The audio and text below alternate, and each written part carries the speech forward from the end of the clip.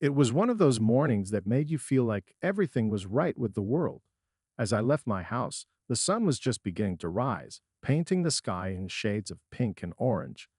I felt a sense of calm as I got into my car and headed to work. The traffic lights seemed to be on my side today. Every single one turned green just as I approached, allowing me to glide through the streets without any delays. It was almost as if the universe was giving me a little nod, telling me this was going to be a good day. When I arrived at the office, I couldn't believe my luck. There, right in front of the main entrance, was an open parking spot. It was the kind of spot you never find, especially on a busy weekday morning. I quickly pulled in and took a moment to appreciate my good fortune. As I walked into the building, Natalie, my secretary, greeted me with a bright smile. "Good morning, Rob. You seem in a great mood today," she said, handing me my schedule for the day. "I am, Natalie. It feels like everything's falling into place," I replied, feeling genuinely upbeat. An hour after I settled in, Natalie walked into my office with a bit of excitement in her step. "Rob, Tom Snelling is online too," she said, her eyes sparkling with anticipation. My heart skipped a beat. Tom Snelling was a client I had been working with for nearly 2 months, trying to secure a major contract. I picked up the phone, trying to keep my voice steady. "Good morning, Tom," I said, leaning back in my chair. "Good morning, Rob," Tom replied. "I've thought it over, and I'm ready to sign the contract. Let's do this." A wave of relief and excitement washed over me. This was the break I had been waiting for. "That's fantastic news, Tom. I'll have the paperwork sent over right away," I said, barely able to contain my excitement. "Actually, I've already sent the signed contract over by fax while we were talking," Tom said. "You should have it any minute now." I thanked him profusely and hung up the phone. Almost immediately, the fax machine in the corner of my office started whirring to life. I rushed over, and there it was, the signed contract. With the contract in hand, I headed straight to Barry's office. Barry was not just my boss. He was the owner of the company and a man who didn't easily give out compliments. His secretary, Stella, gave me a quick nod as she buzzed me in. "Barry, I've got something that's going to brighten your day," I said, walking into his office and handing him the contract. Barry looked at the document, a smile slowly spreading across his face. "Well, I'll be damned, Rob. I didn't think you'd pull this off. Others have tried and failed, but you did it." He stood up and shook my hand firmly. "Your bonus for this deal is going to be obscene. Now get back to work and keep this momentum going." I left Barry's office with a spring in my step, feeling on top of the world. Everything seemed to be going perfectly. Little did I know, this perfect morning was the calm before the storm that would change my life forever. The rest of the morning flew by in a blur of excitement. The news of the $6 million contract spread through the office like wildfire. Everywhere I went, colleagues were stopping me to congratulate me on the big win. Just before lunchtime, I decided to take a breather and enjoy a quiet moment in my office. The door was slightly ajar, letting in the hum of the bustling office. I was just about to take a sip of my coffee when Natalie knocked and poked her head in. "Rob, Barry wants to see you in his office right away," she said, her usual smile replaced with a look of urgency. I nodded, set my coffee down, and made my way to Barry's office. As I approached, I couldn't help but feel a mixture of excitement and nerves. Barry was a tough man to impress, but I knew this contract was a big deal. "Come in, Rob," Barry said as soon as he saw me at the door. He didn't bother telling me to sit down, which was unusual. "I've got some news for you, and you're going to want to stand for this." I stood there, my heart pounding, as Barry leaned back in his chair and crossed his arms. "First off, I want to say you did an incredible job with the Snelling contract. It's a game changer for us," Barry began. "And because of that, as of noon today, you're the new VP of Sales." I blinked, trying to process what he just said. VP of Sales. Wow, Barry, I don't know what to say. "Say you'll keep up the good work," Barry said with a grin. "But there's no time to celebrate just yet. One of your first duties as VP is to fly to Dallas this afternoon. Mike Thomas, one of our largest clients, is having some issues, and I need you to smooth things over." I nodded, my mind racing. "Of course, Barry. I'll handle it." Stella has all the details for your trip. Barry added. Now get going. You've got a lot to prepare for. As I left Barry's office, I could hardly believe how quickly things were changing. I headed straight to Stella's desk, where she handed me a folder with my travel itinerary. Congratulations, Rob, she said warmly. Do you need any help arranging your trip? Thanks, Stella, I replied, taking the folder. I think I can manage, but I appreciate the offer. Back at my office, I tried calling Terry to share the incredible news. Her phone rang and rang before going to voicemail. Hey, Terry, it's me. I have some amazing news. Call me back when you get this. I packed my bag quickly, eager to get home and share my excitement with Terry in person before heading to the airport. As I pulled into our driveway, I noticed her car was already there. I smiled to myself, thinking about how surprised and happy she would be when I told her about my promotion. But as I stepped into the house, my heart sank. I heard voices coming from upstairs, and then it hit me. Terry wasn't alone. The realization dawned on me with a sickening clarity. I walked up the stairs, my heart pounding louder with each step, and when I reached our bedroom door, I saw them. Terry, my wife of 15 years, was in bed with Randall Cunningham, her boss. They were so wrapped up in each other that they didn't even notice me standing there. My world came crashing down in that moment. I fumbled for my phone, my hands shaking, and took a few pictures. They still didn't notice. I turned and left the house as quietly as I had entered, my mind numb with shock and betrayal. My perfect morning had turned into a nightmare, and the thought of what lay ahead was almost too much to bear. But I had a job to do, and I couldn't let my personal life interfere. I had to keep moving forward, no matter how much it hurt. The drive home was a blur. My thoughts were racing, replaying the incredible news I was eager to share with Terry. I kept imagining her reaction, how her face would light up when she heard about my promotion to VP of Sales. I couldn't wait to see her. When I turned into our street and saw her car in the driveway, my heart leaped with joy. I parked behind her, grabbed my bag, and hurried inside. The house was unusually quiet. I called out, Terry, I'm home. There was no response. I shrugged off the odd feeling and headed upstairs, figuring she might be napping or in the shower. As I reached the top of the stairs, I heard muffled voices coming from our bedroom. My heart started to race, but I pushed the worry aside, thinking maybe she was on a work call. Then I heard it, a sound that stopped me in my tracks. Oh God, yes, Randall. My stomach twisted in knots. I forced myself to walk to the bedroom door, which was slightly ajar. Peeking in, I saw the last thing I ever expected. Terry, in bed with Randall Cunningham, her boss. They were so engrossed in each other that they didn't even notice me standing there. My heart shattered into a million pieces. I pulled out my phone, hands trembling, and snapped a few pictures. Still, they didn't notice. The betrayal cut deep, but I stayed silent and backed out of the room.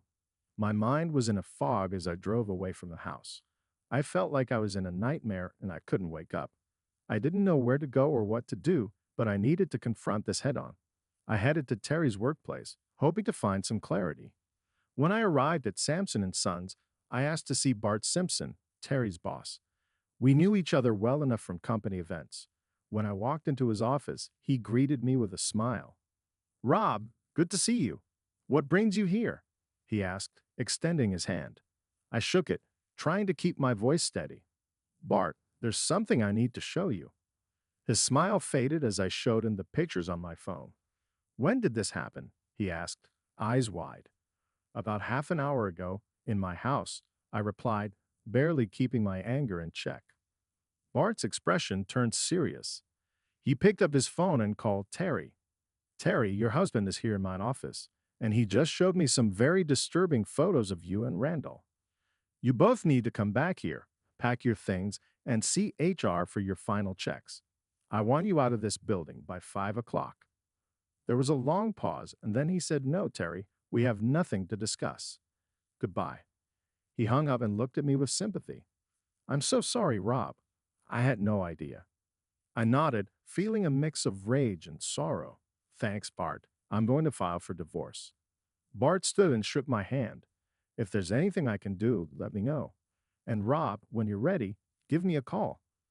We might be able to do some business together now that there's no conflict of interest.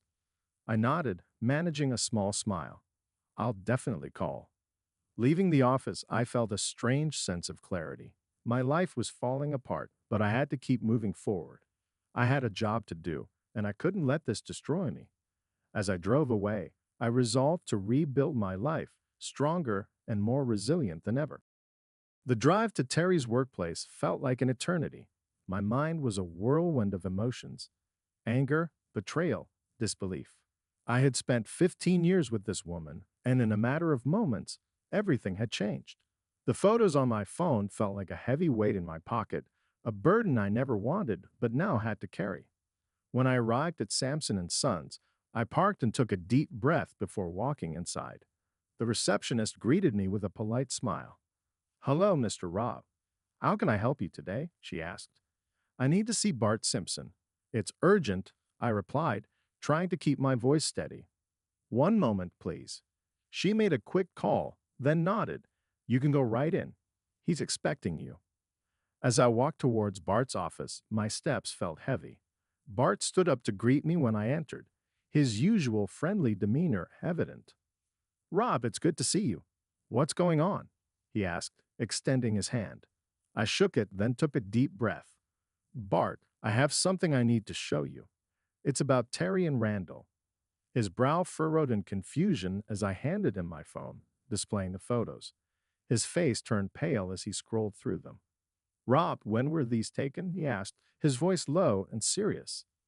"About an hour ago, in my house," I said, struggling to keep my emotions in check. Bart sighed heavily and picked up his phone. "This is unacceptable. Give me a moment." He dialed Terry's number, and I could hear the anger in his voice as he spoke. "Terry, your husband is here in my office with some very disturbing photos of you and Randall. You need to come back to the office immediately." "No, there is nothing to discuss.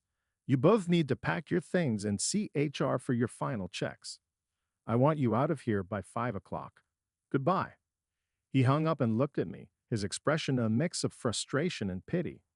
"Rob, I'm so sorry. I had no idea this was going on." I nodded, feeling the weight of the situation pressing down on me.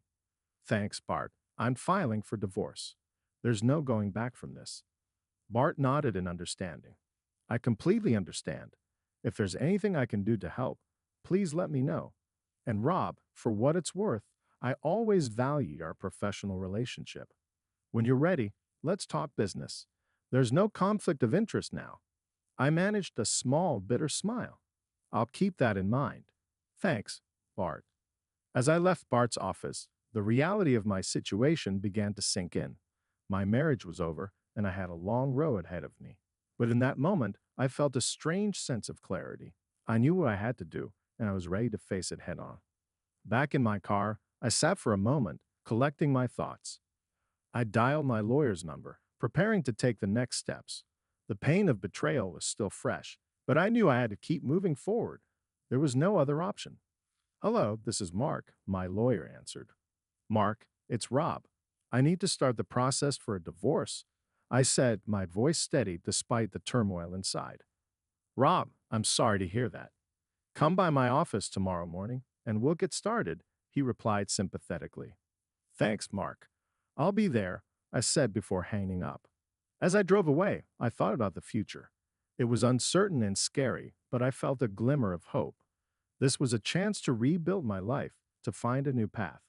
And for the first time that day, I felt a sense of determination. I was ready to confront whatever came next, one step at a time. The rest of the day passed in a haze.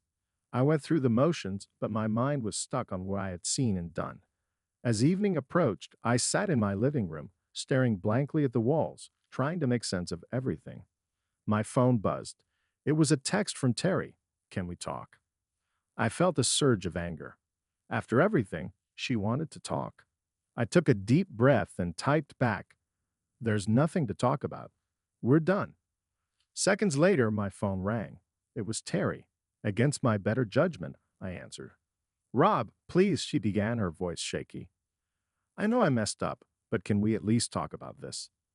"Talk about what, Terry?" I snapped. "You were in our bed with your boss. What is there to talk about?" She was silent for a moment, then said, I know you're angry, and you have every right to be. But we need to figure out what happens next.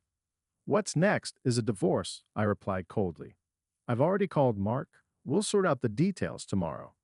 Rob, please, can't we try to work through this? She pleaded. I closed my eyes, feeling the weight of her words. No, Terry. Trust is gone. It's over. I hung up before she could say more, feeling a mix of relief and sadness. This was the woman I had loved for 15 years, but the betrayal was too deep to forgive. The next morning, I arrived at Mark's office early. Mark had been my lawyer and friend for years. As I walked in, he stood up and shook my hand. Rob, I'm really sorry you're going through this, he said, his voice full of concern. Thanks, Mark. I just want to get this over with, I replied, sitting down. All right, let's start with the basics, Mark said, opening a folder. Do you have any idea how you want to handle the assets and the house? I shook my head. I haven't thought that far. I just want a clean break. Mark nodded. We can draft a settlement that divides everything fairly. As for the house, do you want to keep it, or are you okay with selling it and splitting the proceeds? I thought for a moment. The house was full of memories, but it also felt tainted now. Let's sell it. I don't think I can live there anymore. Understood, Mark said, jotting down notes. What about any joint accounts or debts? We can split everything evenly, I said. I just want to move on. That makes sense, Mark replied. I'll get the paperwork started. It's going to be a tough process, but you'll get through it. Thanks, Mark. I appreciate your help, I said, feeling a bit more at ease. As I left his office, I felt a strange mix of emotions. The anger was still there, but so was a sense of determination. This was the start of a new chapter, and I was ready to face it head on. Back at the office, I tried to focus on work. Natalie noticed my distraction and approached my desk. Rob, are you all right? She asked gently. I forced a smile. Just going through some stuff, Natalie. Thanks for asking. Well, if you need anything, I'm here, she said, giving me a sympathetic look. Thanks, Natalie. I appreciate it, I replied. The rest of the day was a blur, but as evening fell, I felt a small flicker of hope. It was going to be a long road, but I was ready to rebuild my life. Trust had been shattered, but I was determined not to let it break me. Leaving Mark's office, I felt a small sense of relief knowing the divorce process was underway. But the looming business trip to Dallas was still on my mind. I had a job to do, and I couldn't afford to let my personal life interfere. I arrived at the airport with time to spare. As I sat at the gate, waiting for my flight, my thoughts drifted back to the events of the past few days. I was still reeling from the betrayal, but I knew I had to stay focused. This trip was crucial for my new role as VP of Sales. On the plane, I found my seat and settled in. As luck would have it, the seat next to me was empty, giving me some much-needed space. I pulled out my laptop and began reviewing the details of the client meeting. Mike Thomas was a key client, and I needed to ensure everything went smoothly. A flight attendant walked by, offering drinks. Can I get you anything, sir? She asked with a polite smile. Just a water, please, I replied, trying to stay clear-headed. As I sipped my water, my phone buzzed with a text from Natalie. Good luck in Dallas, Rob. You've got this. I smiled at her encouragement and typed back, Thanks, Natalie. I'll keep you posted. The flight seemed to drag on, but I used the time to prepare.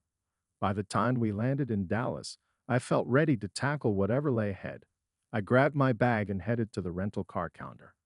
The drive to the hotel was uneventful, giving me time to mentally run through my plans for the meeting. I checked into my room, freshened up, and then headed down to the hotel restaurant for a quick dinner.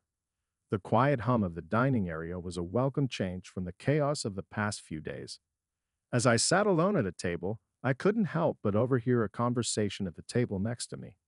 A couple was discussing their upcoming anniversary, and their laughter filled the room. It was a stark reminder of what I had lost, but I pushed the thoughts aside and focused on my meal. The next morning, I arrived at Mike Thomas' office early. His assistant greeted me warmly. Mr. Rob, it's great to see you. Mr. Thomas will be with you shortly. Thank you, I replied, taking a seat in the waiting area. A few minutes later, Mike walked in, a big smile on his face. Rob, good to see you. Come on in. We shook hands, and I followed him into his office. Thanks, Mike. I appreciate you taking the time to meet with me. Of course, he said, gesturing for me to sit. I've heard great things about the work you've been doing. We spent the next hour discussing the issues at hand and finding solutions. Mike was receptive to my ideas, and by the end of the meeting, we had a solid plan in place. Thanks for coming out here, Rob. This really helps, Mike said as we wrapped up. Happy to do it, Mike. I'm looking forward to working more closely with you, I replied. As I left his office, I felt a sense of accomplishment. Despite everything happening in my personal life, I had managed to keep my professional life on track. It was a small victory, but it felt significant. Back at the hotel, I called Natalie to update her on the meeting. Everything went well with Mike. We've got a solid plan in place. That's great news, Rob. I knew you could do it, she said, her voice full of genuine happiness. Thanks, Natalie. I couldn't have done it without your support, I replied. After hanging up, I sat by the window, looking out at the Dallas skyline. The journey ahead was still uncertain, but for the first time in days, I felt a glimmer of hope. I was starting to rebuild, one step at a time, and I was ready to face whatever came next. The trip to Dallas was a success, and as I boarded the plane back home, I felt a sense of accomplishment. Despite the turmoil in my personal life, I had managed to keep my professional life on track. But now it was time to focus on rebuilding my life from the ground up. Back home, I faced the reality of moving forward. The divorce papers were filed, and I began the process of selling the house. It was a painful process, packing up years of memories, but it was necessary for a fresh start. One Saturday morning, I was at a local cafe, enjoying a quiet breakfast and going through some real estate listings. Natalie walked in and spotted me. Rob, mind if I join you? She asked, holding her coffee cup. Of course, Natalie. Have a seat, I replied, gesturing to the empty chair.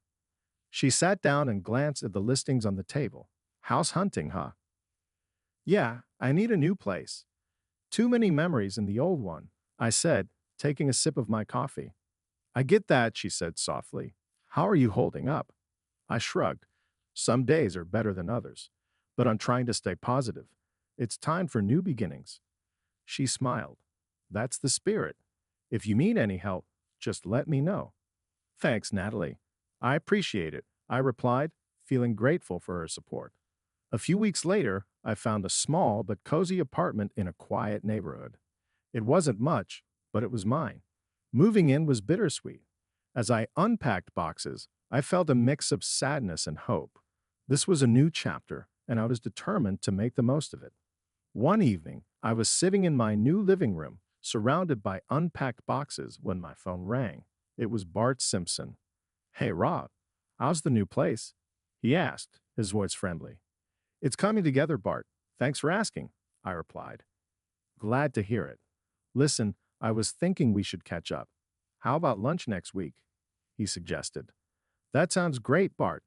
I'd like that, I said, feeling a sense of normalcy returning. The following week, we met at a local diner. It was good to see Bart, and we talked about everything from work to life in general. So how's the VP of sales doing? Bart asked with a grin. Keeping busy. The Dallas trip went well, and things are looking up, I replied. That's good to hear. I knew you'd do great, he said. By the way, I wanted to discuss some new opportunities. I think we could do some good business together. I nodded, feeling excited about the possibilities. I'd like that, Bart. Let's make it happen.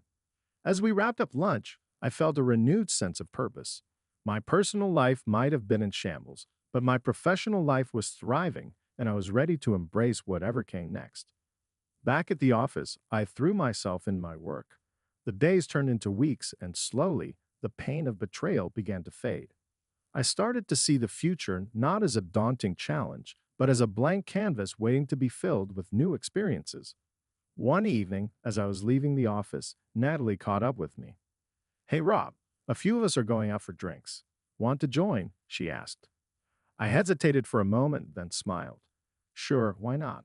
It's time for some new beginnings. As we walked to the nearby bar, I felt a sense of camaraderie and belonging.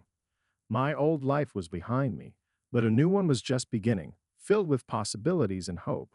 And so, with a deep breath and a determined heart, I stepped into my new life, ready to face whatever came next.